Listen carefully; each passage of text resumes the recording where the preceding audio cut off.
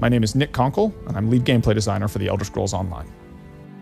Elder Scrolls games have always had very open-ended progression systems, and this one's no different. There's a huge number of choices, and you can choose to focus on one or spread yourself amongst all of them. And of course, if you spend enough time, you can eventually master them all. So let's start with the very basics. As you play the game, killing monsters, doing quests, or exploring the world, you're going to gain experience points that's going to allow your character to level up. It isn't just leveling up that gives you skill points. You can also get them by finding special shards in the world called sky shards, or by doing special quests along the main path. When you do level up, you get a point to spend in an attribute and a point to spend in a skill. Attribute points increase the three basic resource pools in the game: health, magicka, and stamina. Health is drained when you take damage in combat, magicka when you cast spells, and stamina when you sprint or use weapon abilities.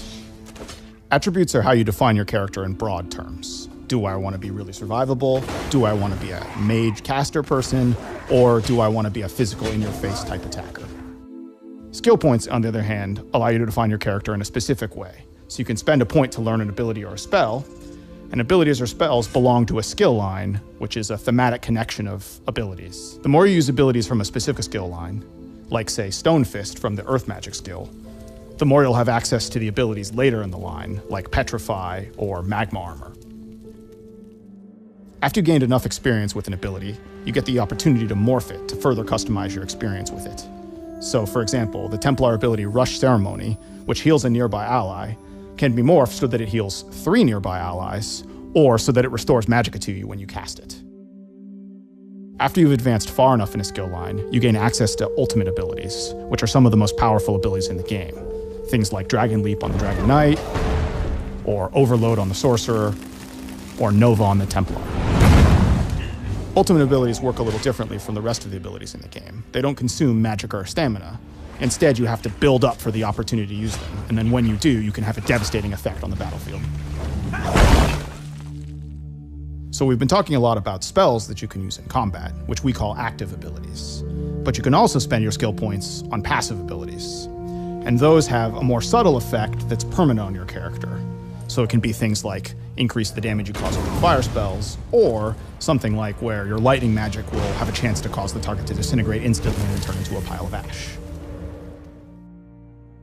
There are 2 decisions you make at character creation that will affect the skill lines you have as you progress your character further.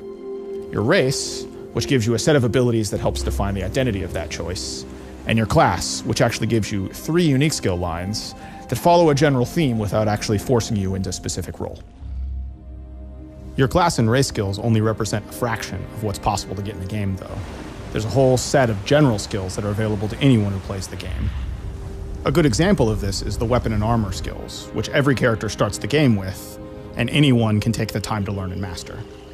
So no matter what class or race I picked, if I pick up a sword and shield, I can start getting stronger with that weapon.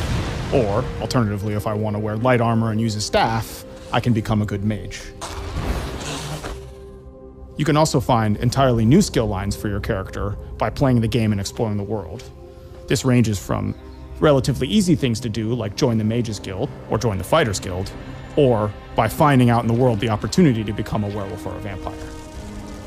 Getting one of these new skill lines gives you the opportunity to get special abilities that wouldn't be available to your character otherwise. We've really only scratched the surface of all the different combinations of builds and abilities that players have been making using this progression system, and that's what you'd expect at an Elder Scrolls game. It's all about player choice. You can build the character the way you want to, and we can't wait to see what you guys come up with.